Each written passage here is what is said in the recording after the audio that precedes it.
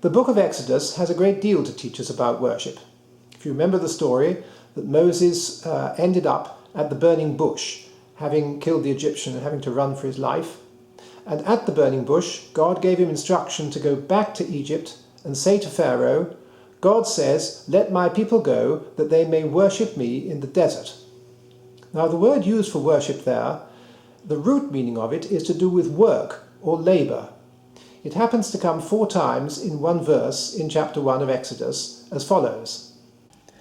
They made their lives bitter with hard labour in brick and mortar and with all kinds of work in the fields. In all their hard labour the Egyptians used them ruthlessly. So we learn from this that worship has a component of work in it, which may seem strange, but that's what it says.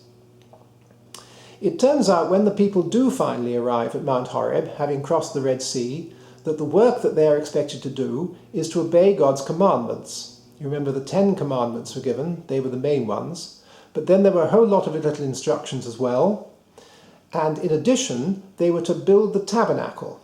And Moses was told very clearly, see to it that you make the tabernacle exactly as I show you in the mountain.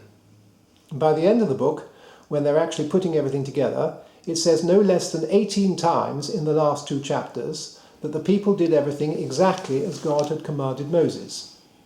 So worship has to do with obeying the instructions that God gives. Then there's another thing about worship in the book, which is that Moses had a second tent, a small tent which he used to pitch outside the camp, where he would go when he wanted to meet with God. He'd go there and the cloud would come down and Moses and God would talk together face to face as a man talks with his friend. And this speaks about the need for each of us to have an intimate relationship with God on our own, where we communicate with God.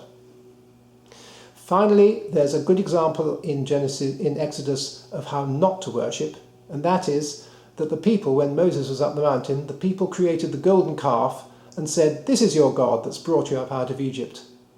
That's exactly how not to do it, which is that we create the God that we want and we worship that.